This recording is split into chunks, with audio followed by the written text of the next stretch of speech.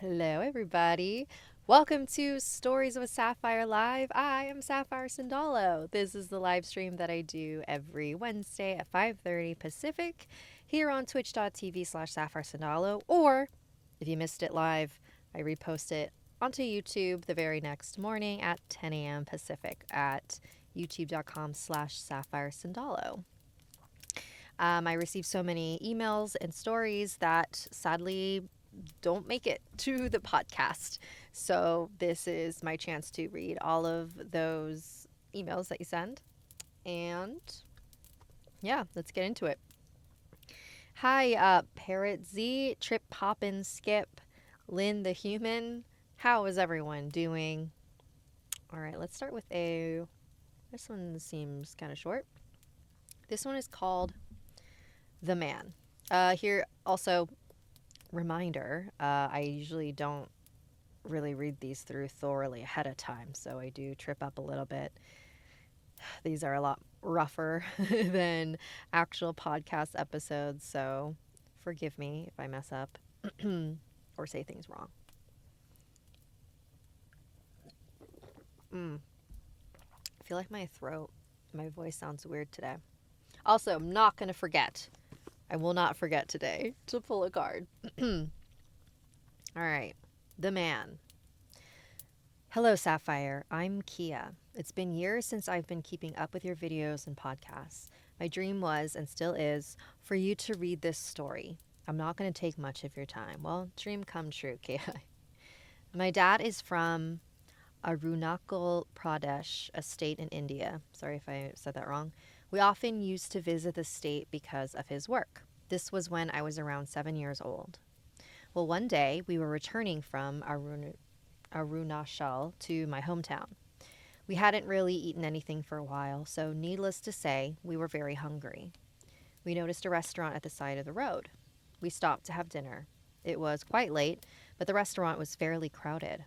The restaurant had little huts lined up. Inside each of those huts was a table with chairs and menus. We took our seats and gave the waiter our order. My mom was on her phone, and my dad, as always, was zoning out. It was really cold at the time, so I was fixing my jacket and pulling it closer to my body. Just then, I heard gunshots. Not real gunshots, of course. It sounded like it was from a mobile phone.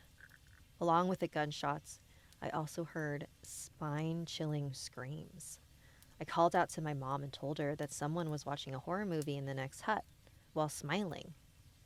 My mom just nodded and went back to her phone.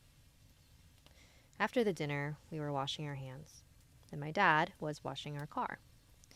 He told me to call my mom, and so I did. My mom went towards him while I was standing on the stairs in front of the hut when I noticed him. I will never forget how he looked like, ever. He was not scary, he was weird. He was wearing a rectangular mask with antennas on it. With silver, everything was just shining silver, even his pants, gloves, and shoes. My focus went up to his hands. He was holding a device. It looked like a phone, and it seemed like he was watching something.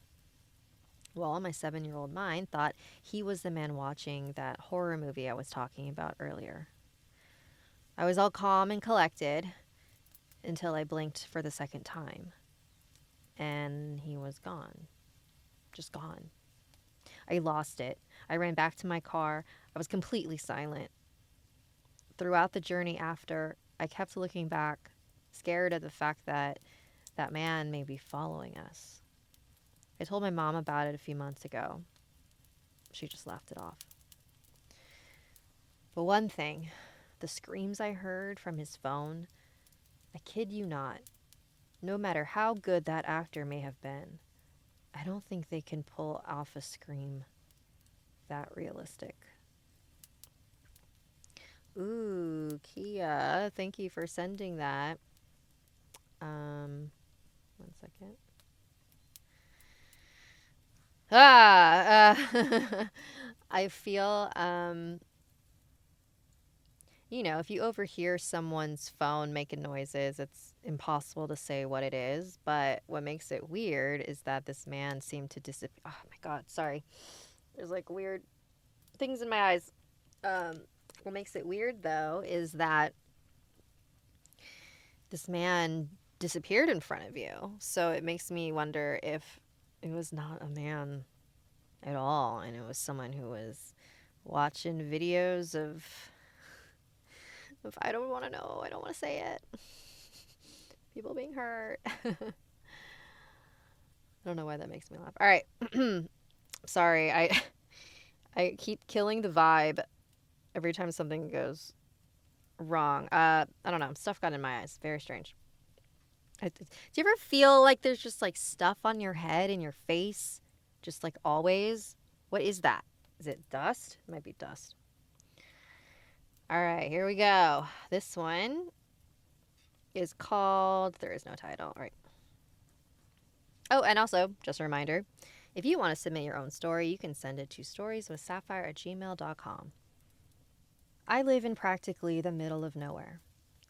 Looking out my bedroom window, I would never see anything but leaves.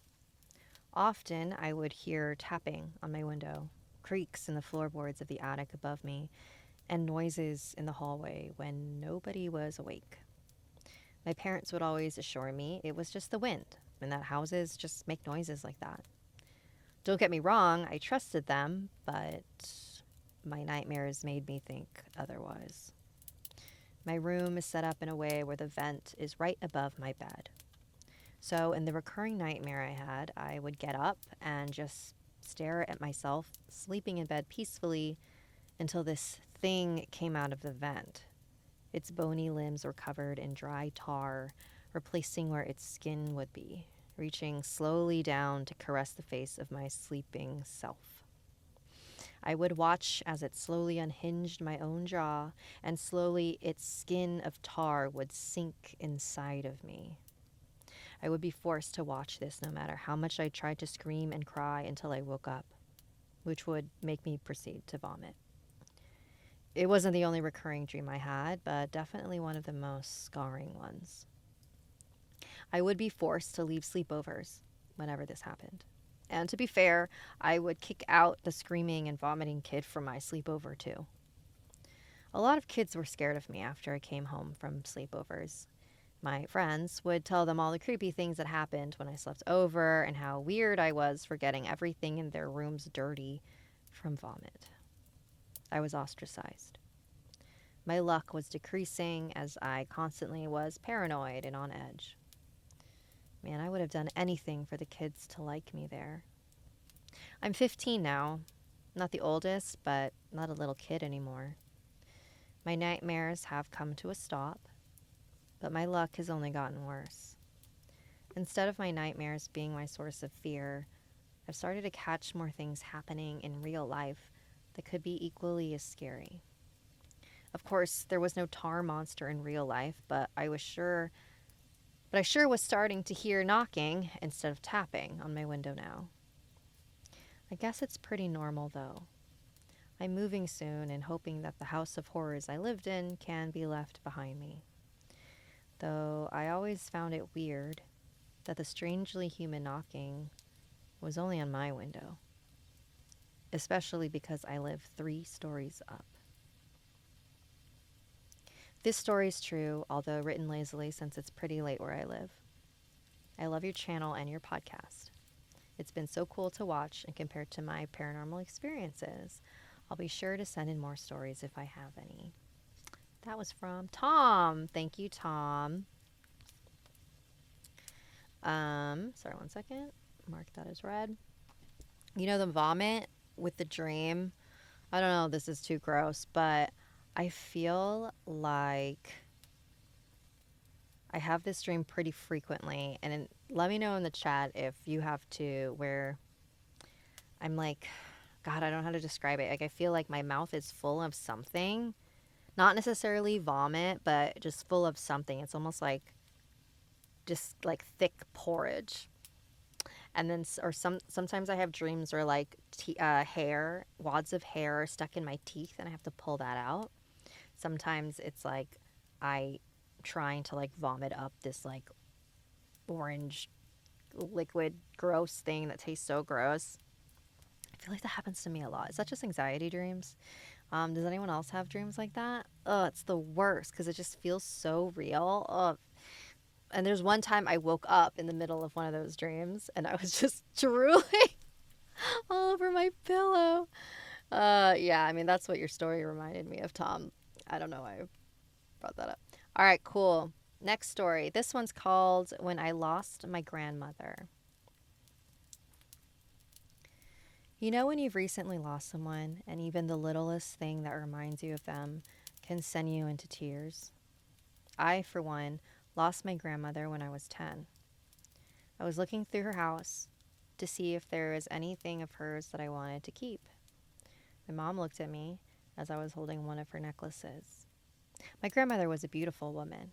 Even in her late 80s, she still didn't look like she was an old woman, even when she was sick. I was choking back tears as I saw a photo of her and my grandparents in the locket. They were so in love, my mom said, lurking behind me. Even after your grandpa died, she was devastated. I know, I responded. The car ride home was silent.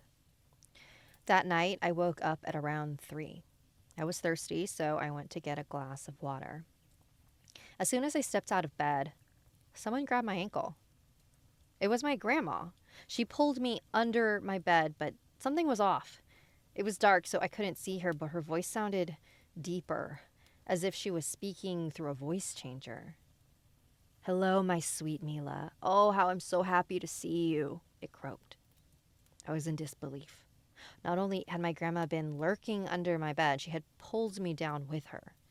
Something wasn't right. Just then, I heard her, my grandma's real voice. Get out, that's not me, she yelled.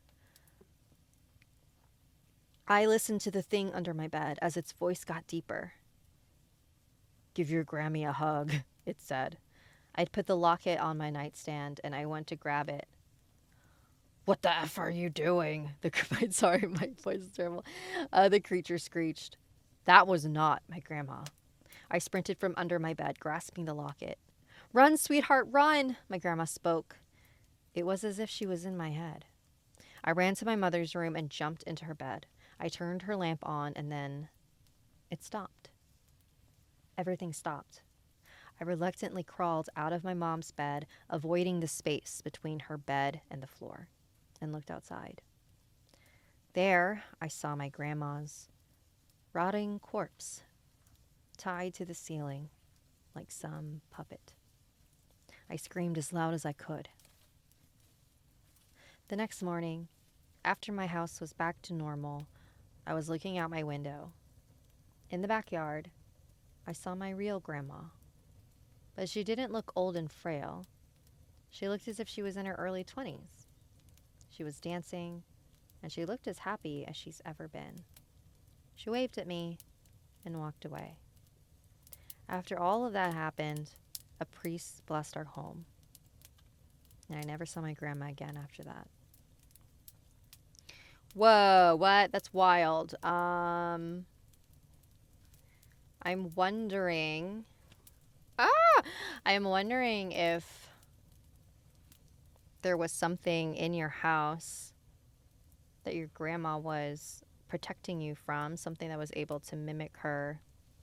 Ooh, that's creepy. I don't like that. But it does seem like your grandma is at peace. That sounded like a very serene way for her to leave. That's interesting. Thank you for sharing that. I don't think there was a name on that. All right, y'all. This is our last story for today. Okay. LOO3VE says, oh gosh, yes, I get those dreams too, and it's such a horrible feeling. I explain it like having a bunch of tissues in my mouth. Yes. Oh, it just feels like there's just a lot of stuff in there that you need to get out. Trip Hop and Skip says, massive wads of bubble gum for me. MaxWack7, thank you for subscribing. Super appreciate it. Yeah. And actually, now that I think about it, that is symbolically it makes a lot of sense. Like I feel like I keep a lot of things inside, and it is literally my mouth trying to clear itself out. You know what I mean? Dreams are wild. Dreams are so revealing. Anyways, all right, here is our last story for today. And the last story before I definitely don't forget to pull a card from this. This one's called The Man in White. It was just me, my mom, and my stepdad. We all lived in an apartment. When my mom was pregnant with my brother, Daniel, I would often have to stay in my parents' bedroom to sleep with my mom. Every night she would make me sleep with her when my dad worked night shift. I was pretty clueless about the situation, wondering what was happening.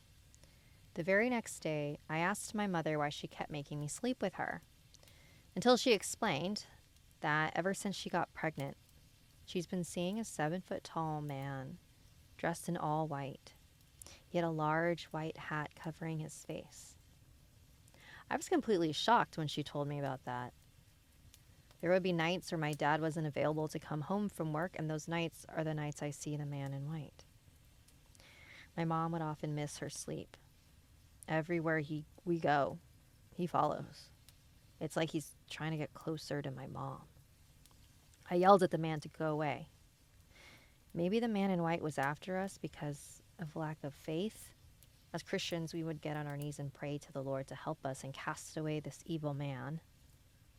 One day, my dad would stay home. He would wake up with strange marks all over his body.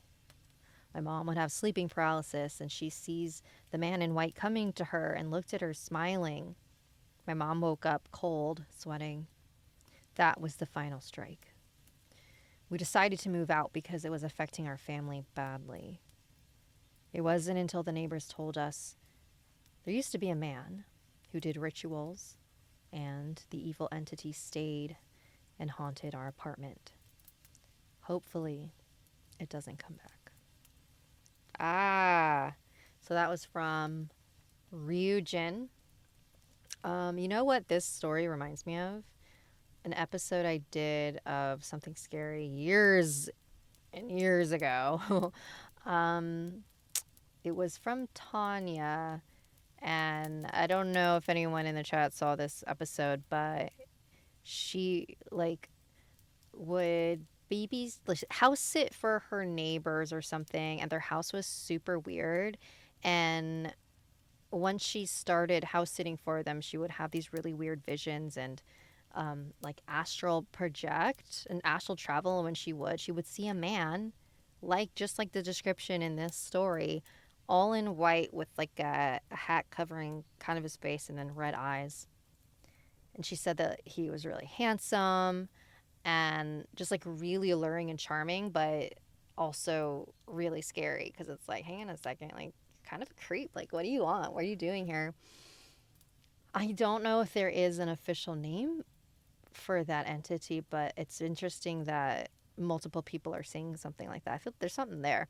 It's the same thing with like the top hat or the hat man and shadow people. It's like, what is it about our human brain that is seeing that specific shape?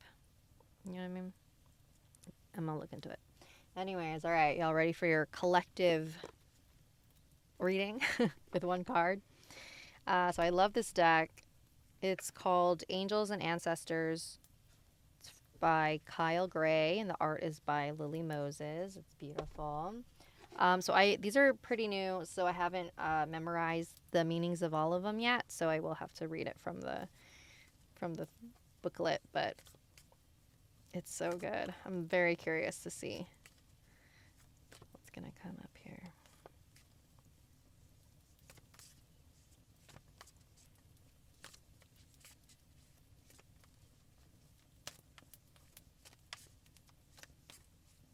Not a great shuffle, y'all.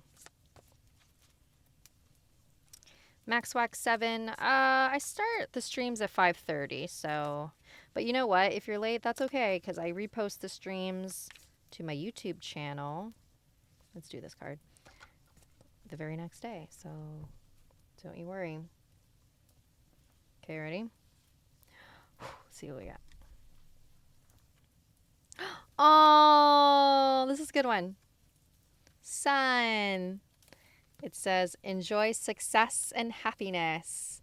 All right, I hope this reading is for everybody. So this card is similar to the Sun card in regular tarot. Oh, cool, and it's got the flower of life. All right, let's see here. Sun. I like the sun. All right. Know that doors are opening for you. Follow up new projects, ventures, and ideas. Connect with the inner fire that is driving you forward. The sun has long been associated with the energy of success. It's the most powerful planet in the solar system.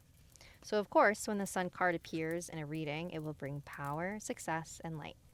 It brightens up all connections, banishes darkness, brings a sense of youthfulness, and invites you to connect to the energy of joy so that you can be light in spirit and heart.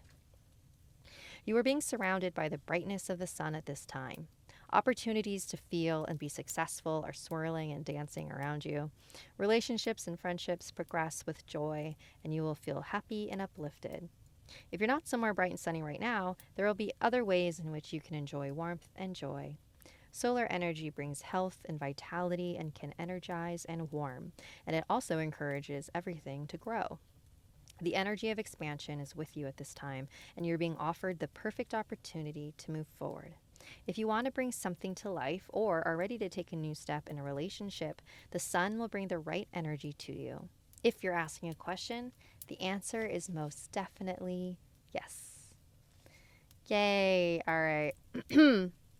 I hope you all enjoy your sun energy today. Oh no. Oh no. Oh, I choked on my spit.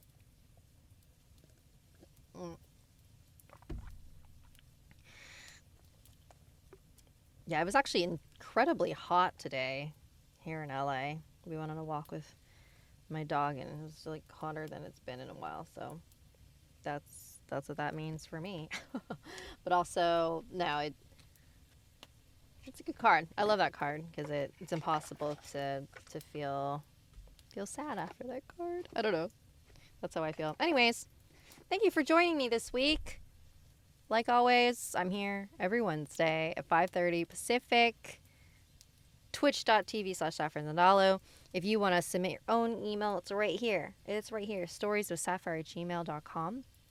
Don't forget, I have a show out right now on Discovery Plus and Travel Channel.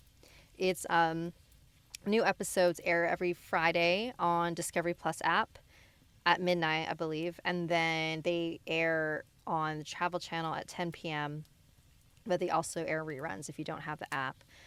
There's 6 episodes, so we are currently, I think the one coming up this week is episode number 3. Which things get a little crazy. So, yeah, there's 2 episodes out right now, so catch up on those. I highly suggest you do that because the higher our numbers are, the more likely we'll get a second season, and Sapphire needs work. So go download the app. Tell your parents to watch it. Lynn the Human, thanks, Sapphire. Checked out the show and super happy for you. Oh, well, thank you. Yeah, it was a really cool experience, and I hope it leads to other stuff, man. We'll see. Was there anything else I wanted to say? Oh, yes. Midsummer Scream is one of the best horror conventions I've ever been to. I had to think for a second. I was like, was I the only one? No. I've been to others. It's so much fun. It's at the Long Beach Convention Center in Southern California. If you plan on going, tickets are currently 40% off for a limited time. So I highly recommend buying your tickets now. I will be part of like 3 different things.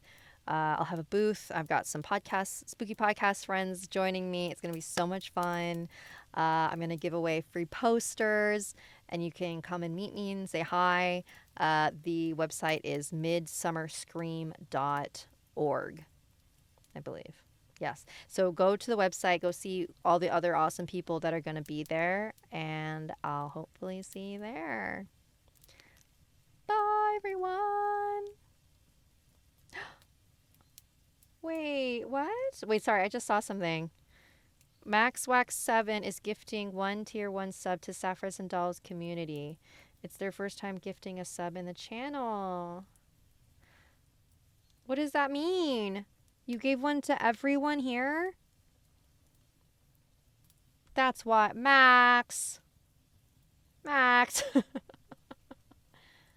That's amazing. If I'm understanding how this is working. Anyways, yes, you are amazing. Keep being amazing. I love all the love happening in the chat right now. All right. I'll see y'all next week. Next week on the podcast, I have a bonus episode where I also answer listener mail, and it's a lot more polished than the live streams. So, oh, you just gifted a sub to a random person. Okay, I don't know how Twitch works. It said gifted to Sapphire Sandalo's community, and I was like, everyone? That's wild. Anyways, thank you. Anyway, it's still great. All right, I actually do have to go now. Okay. Bye, everyone.